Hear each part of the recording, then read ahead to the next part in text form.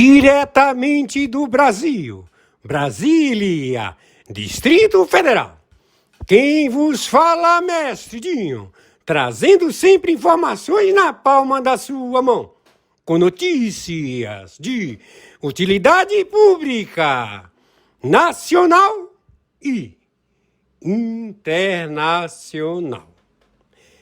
O mestre Dinho, eu quero aqui, antes de iniciar esta live, eu quero falar sobre o Pix do juiz Oscar Aníbal Chapan.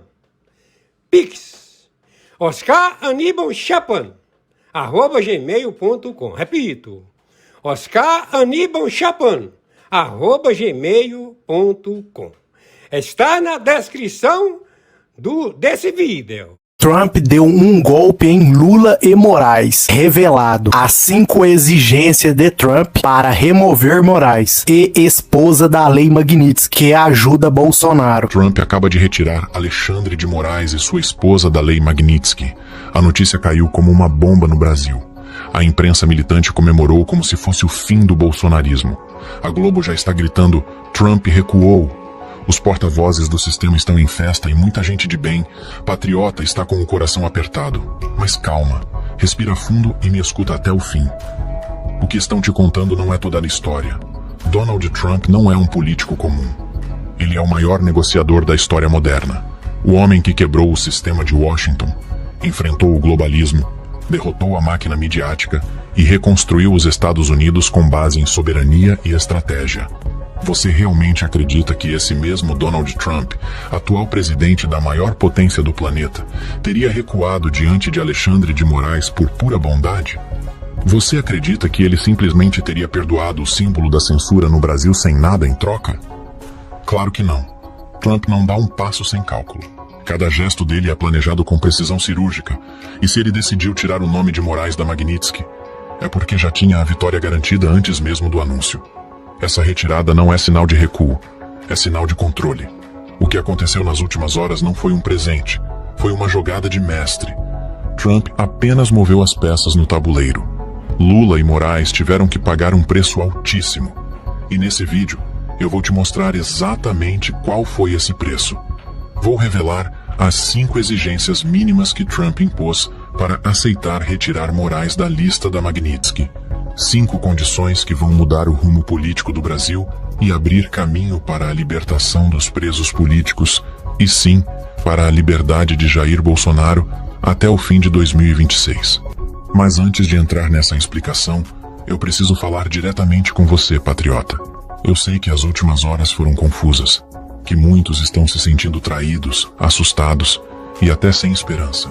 Mas é justamente por isso que este vídeo é fundamental. A verdade precisa circular. Há milhares de brasileiros de bem neste momento acreditando na narrativa da Globo e achando que Trump recuou. E é a sua missão mostrar que não. Por isso, eu te peço com toda sinceridade, compartilhe este vídeo agora. Leve essa mensagem a quem está desesperado. Mostre que existe estratégia, existe plano, e que o homem mais poderoso do mundo continua no comando do tabuleiro.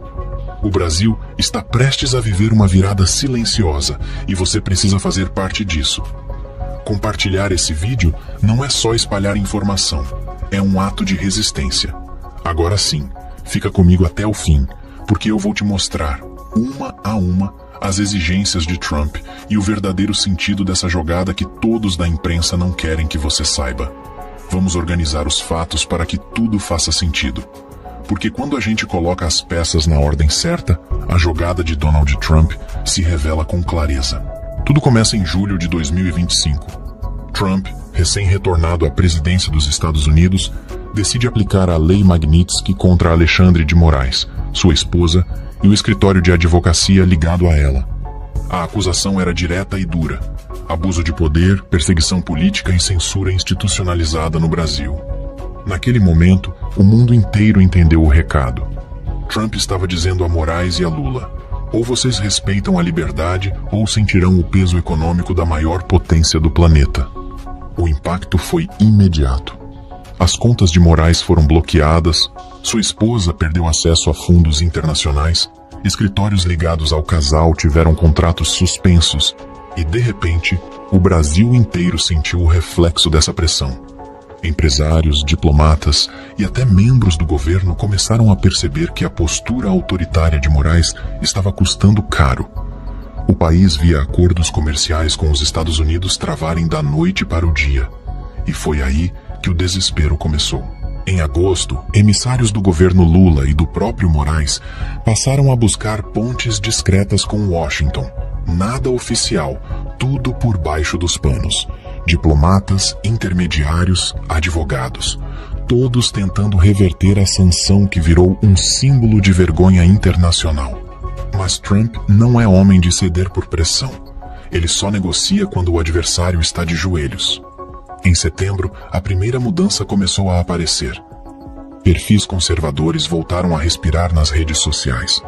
Alan dos Santos reapareceu, Rodrigo Constantino voltou a publicar, Paulo Figueiredo e Eduardo Bolsonaro passaram a falar abertamente sem bloqueios, e até canais de opinião que viviam sob censura voltaram a crescer. Coincidência? Claro que não. Foi o primeiro sinal de que Moraes começou a ceder. Poucas semanas depois, veio a segunda fase da Operação Silenciosa. Em outubro, Lula enviou uma carta diplomática a Trump oferecendo o que o Brasil tinha de mais valioso.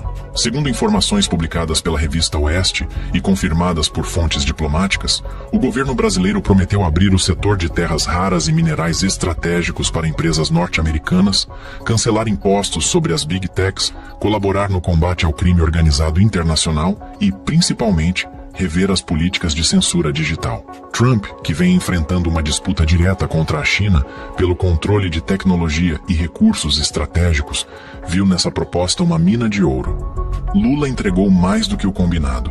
Entregou o que Trump nunca pediu, mas aceitou com prazer. Era o sinal de que o governo brasileiro estava rendido à mesa da negociação. Em novembro, começaram as tratativas finais. Delegações discretas do Congresso brasileiro foram a Washington. Ao mesmo tempo, diplomatas americanos vinham observando com atenção o avanço do PL da dosimetria, projeto que reduz as penas dos presos políticos do 8 de janeiro. O Departamento de Estado acompanhava cada passo como se fosse um marcador de progresso. A censura diminuía, o Congresso se movia e Lula silenciosamente aceitava as condições. E então veio dezembro de 2025.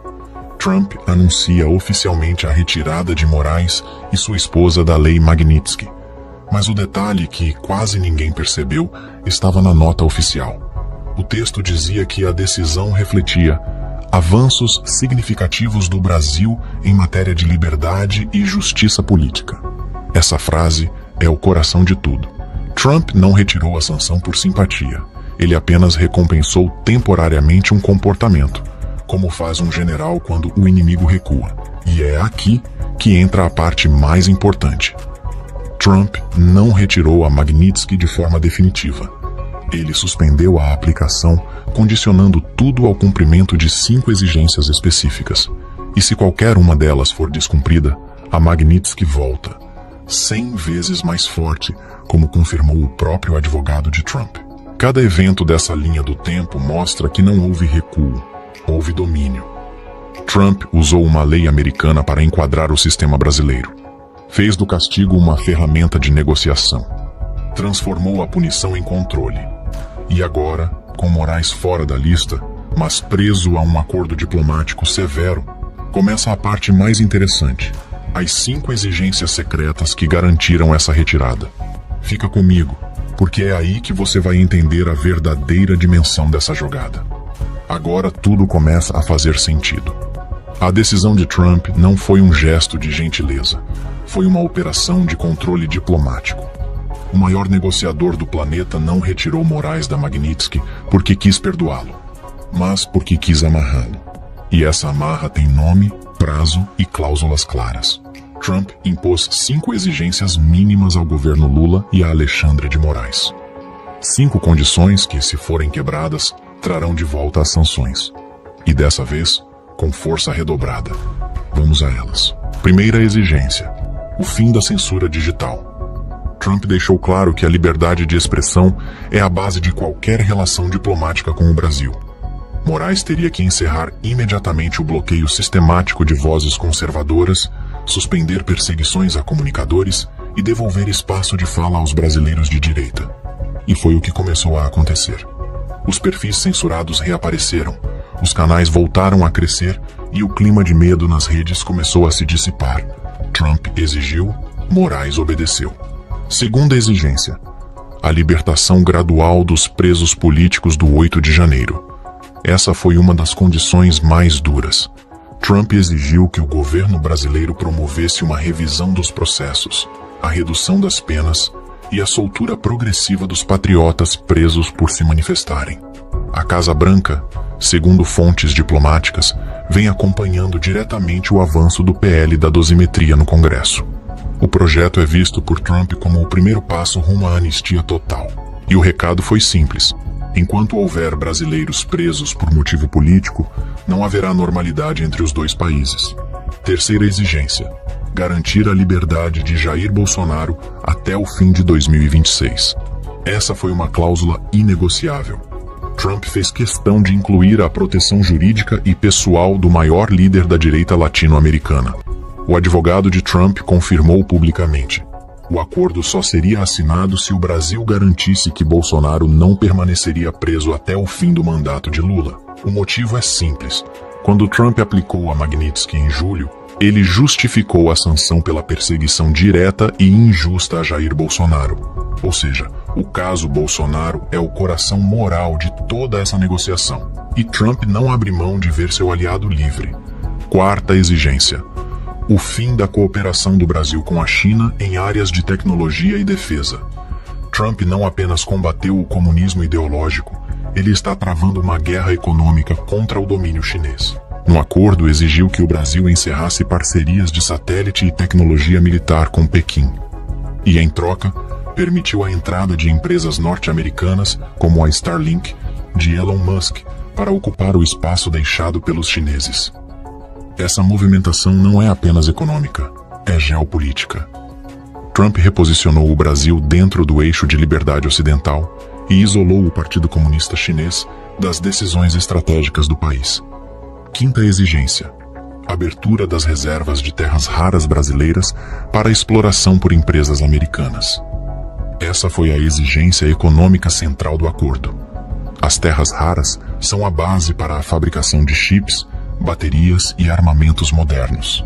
Trump, sabendo que o Brasil é um dos países mais ricos nesse tipo de minério, condicionou a retirada de Moraes da Magnitsky à concessão direta desses recursos às indústrias norte-americanas. Foi um golpe certeiro contra o avanço chinês e uma vitória para a soberania ocidental. Essas 5 exigências formam o esqueleto da negociação. Mas há uma sexta cláusula silenciosa que não foi escrita em papel, e sim gravada no olhar de Trump. Se vocês me enganarem, a Magnitsky volta, e desta vez, com tudo. O advogado pessoal de Trump já confirmou isso publicamente. A retirada foi condicional, não definitiva. Se Moraes ou Lula romperem qualquer ponto do acordo, o bloqueio financeiro retorna automaticamente, atingindo não apenas o ministro, mas todo o entorno político e empresarial que o protege. Ou seja, Trump não tirou Moraes da Magnitsky. Trump suspendeu a pena, como quem dá ao adversário uma última chance de se redimir. E quem entende estratégia sabe que esse é o movimento mais perigoso de todos. O inimigo pensa que está livre, mas está sendo vigiado a cada passo. Agora que as exigências estão claras, o cenário se transforma completamente. Porque o que parecia fraqueza, na verdade, é a maior demonstração de poder silencioso da política internacional moderna. Trump não recuou 1 milímetro. Ele apenas transformou o castigo em controle e fez o sistema brasileiro ajoelhar sob suas próprias regras. O que Trump fez não foi um gesto diplomático, foi uma intervenção moral. Ele colocou um espelho diante do sistema brasileiro e obrigou cada um a enxergar a própria hipocrisia. Aqueles que se diziam defensores dos direitos humanos tiveram que aceitar condições impostas justamente por um líder que eles chamavam de autoritário. É ou não é o cúmulo da contradição? E aqui está o ponto que ninguém da imprensa quer discutir. Se o governo brasileiro realmente estivesse no controle, não precisaria aceitar essas exigências. Não precisaria abrir mão de acordos com a China, nem implorar por acesso a mercados americanos. Eles cederam porque sabiam que estavam encurralados, porque sabiam que, se resistissem, a Magnitsky voltaria, e dessa vez levaria junto empresas, bancos e até ministros aliados. Trump não precisou mandar exército, não precisou ameaçar ninguém. Ele usou aquilo que mais entende: poder econômico e moral. Ele jogou o jogo da diplomacia como quem joga xadrez. Cada movimento calculado, cada recuo planejado, cada silêncio cheio de significado. E o resultado é claro. Moraes hoje é um homem vigiado. Cada decisão dele, cada palavra, cada sentença será analisada por uma potência estrangeira que não esquece e não perdoa traições. E sabe o que mais me impressiona? O silêncio. Silêncio de uma imprensa que passou meses gritando que Trump era um perigo para o mundo. Silêncio de ministros que antes se achavam deuses e agora pisam em ovos. Silêncio de um governo que percebeu que o preço da arrogância é a humilhação diplomática. Enquanto isso, o povo continua pagando o preço da censura, das prisões políticas e da destruição de reputações. Mas esse preço agora tem prazo para acabar, porque Trump colocou um cronômetro no sistema. Cada semana que passa sem liberdade, sem justiça e sem transparência, aproxima o Brasil do retorno da Magnitsky. E dessa vez, sem negociação. E eu te pergunto, quem é o verdadeiro derrotado nessa história? Quem é o verdadeiro submisso? O homem que impôs condições ou aqueles que tiveram que aceitá-las? Trump não recuou, ele dominou. E o sistema, que tentou enganar o mundo, acabou se tornando refém do próprio acordo que assinou para sobreviver.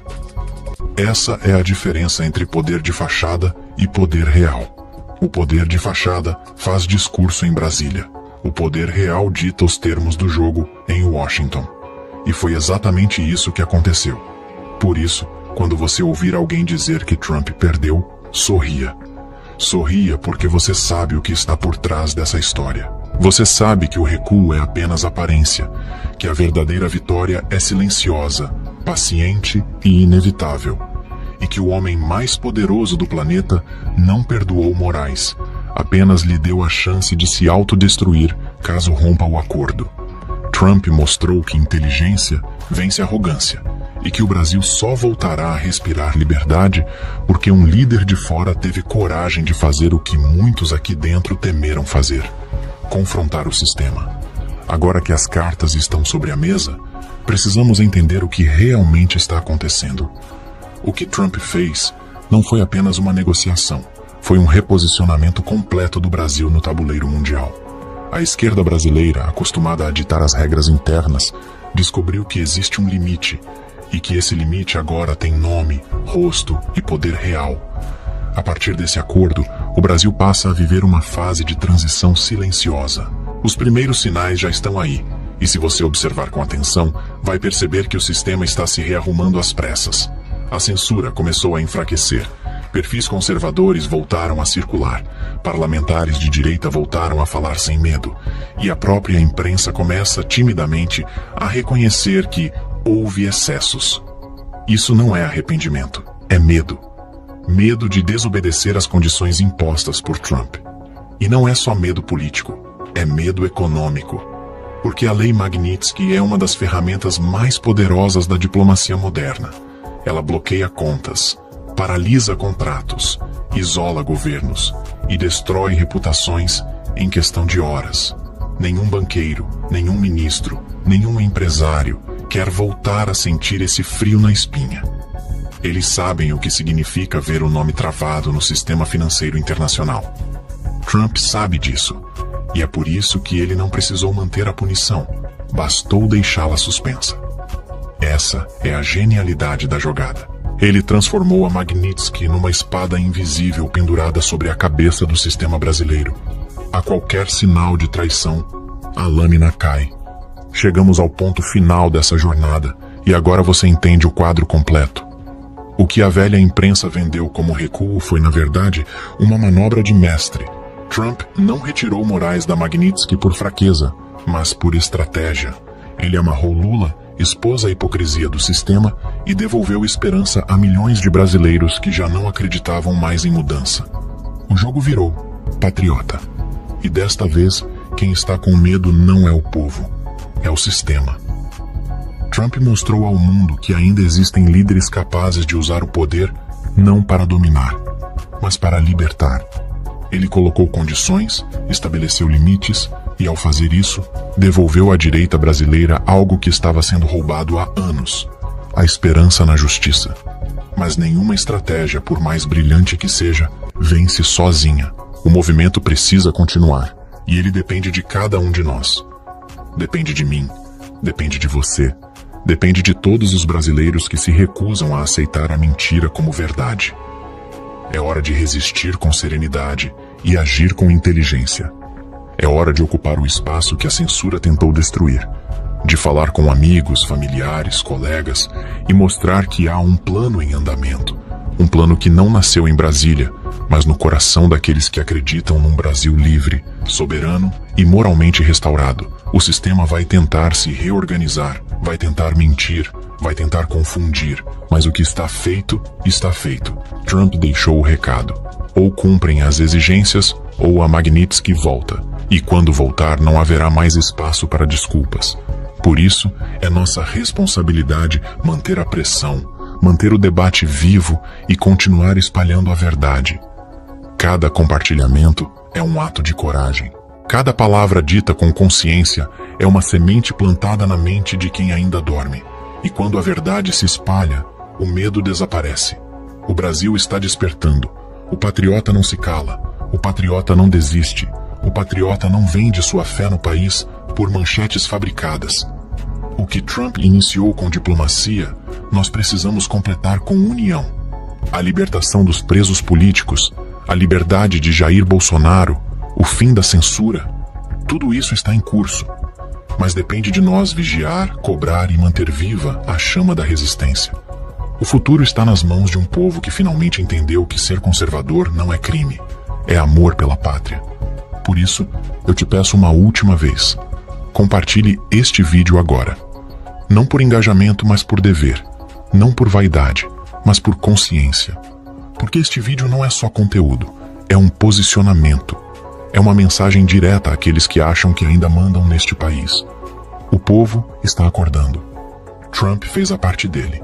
Agora é com a gente, com cada brasileiro que acredita que o bem ainda vence, mesmo quando parece estar perdendo. Com cada patriota que entende que lutar pela verdade é o maior ato de amor que se pode ter pela nação. E quando a liberdade voltar a brilhar plenamente, quando Bolsonaro estiver livre, quando os presos políticos abraçarem suas famílias de novo, todos nós saberemos.